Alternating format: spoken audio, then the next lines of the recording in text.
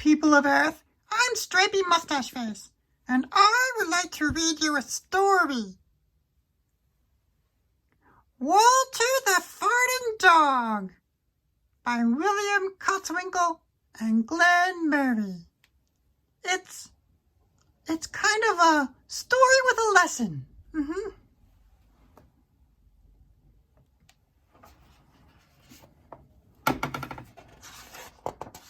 Thank you, random hand.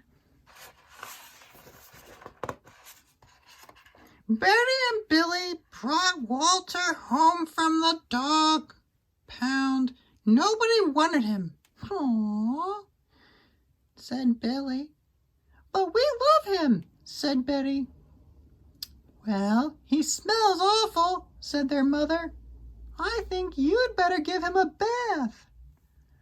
That sounds like a good idea.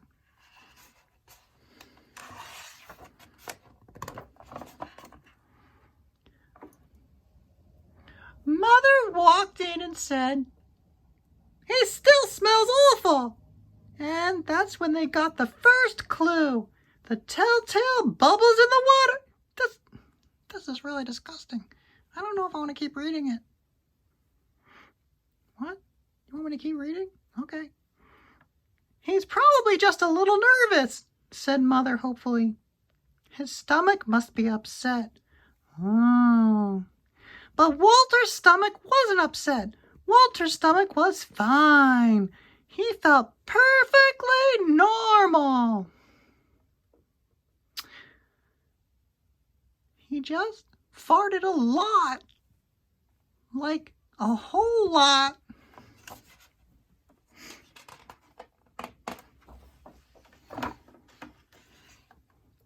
He did it when he bathed. He did it when he played with Betty and Billy. He did it when he walked around the house. He did it in the dining room. He did it in the kitchen. And he did it in his sleep. Oh,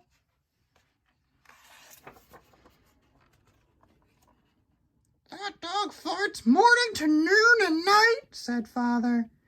He can't help it, Daddy, said Betty and Billy. They didn't mind Walter's farts. I bet they really did, though, because, farts. So what if he farts, Billy said to Betty. When they were alone in their room with Walter, Betty agreed. Walter agreed, too. He sat there, looking innocently around, farting. Take him to the vet, said Father. Like, for what? To get farts removed? Uh-oh. Farting, said the vet, or rectal flatulence, as we say in the medical profession, and prescribed a change in diet. They gave Walter every kind of dog food. He farted. They tried him on cat food. They gave him hot dogs, hamburgers, and lettuce and tomato sandwiches. They gave him fried chicken. They gave him rabbit food. They made him a vegetarian. No matter what that dog eats, he turns it into farts, roared Father.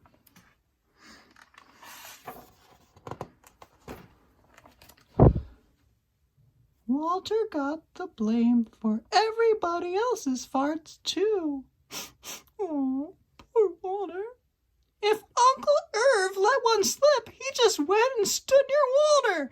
Then all he had to say was, Walter, and everybody would look at poor Walter.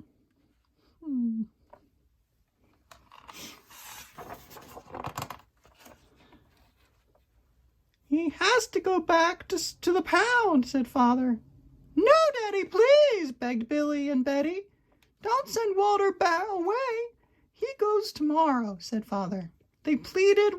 Walter farted. That doesn't really help his case any, does it?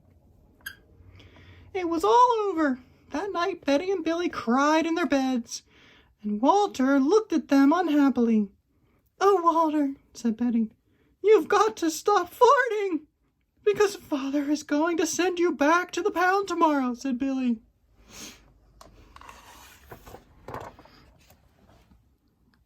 Walter knew how serious the situation was. He'd never see Betty and Billy again. He resolved to hold in his farts forever. When Billy and Betty fell asleep, he walked down to the kitchen to see if there was anything around to eat.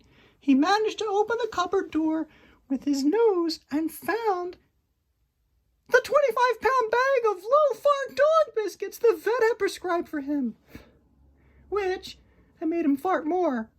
Go figure. Even though he knew they made him fart more, he couldn't resist. He ate the entire bag. Very tasty, said Walter to himself.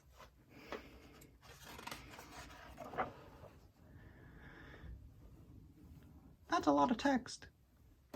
And then he went and lay down on the sofa. A gigantic gas bubble began to build inside him. This is going to be trouble, he said to himself nervously. Look out, kitty. He was afraid of what might happen if he let it go. He thought maybe the house would explode, so he kept it in. It was easy. In fact, it was torture. But he had resolved never to fart again. His future depended on it. As he lay there with his tail wrapped tightly between his legs, he heard a noise at the window.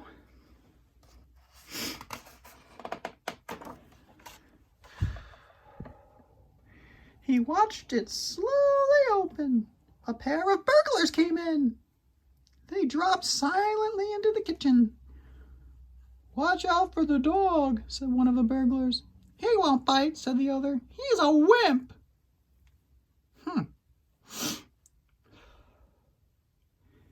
Walter might have bitten them, except he was so filled with gas he couldn't move. They tied a rag around his snout so he couldn't bark. Oh, that's not nice at all. "Okay," whispered the first burglar. "Let's clear the place out." They took everything they could get their hands on. Walter wanted to stop them, but he was having unbearable gas pains. He rolled on his back and waved his paws in the air. He gnashed his teeth. "We've got it all," said the second burglar. "Let's go!"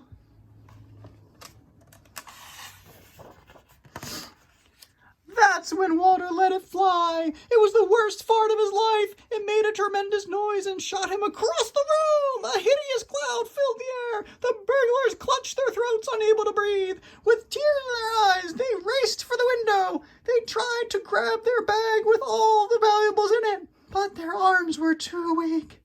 "Let's get out of here."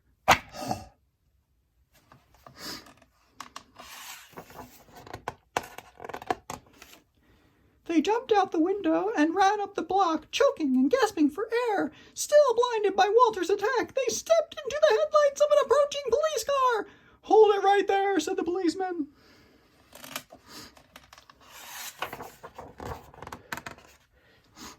When Father and Mother came down in the morning, they found the open window, and they saw the bag of their valuables in it, and Walter was sitting beside it. He still had the rag tied around his snout. You'd have to say he looked heroic. "He saved the silverware," cried Mother. "He saved the VCR," cried Father. That's like a Blu-ray player, but from olden days. Good dog, Walter. You're our dog, even if you do fart all the time. Yay!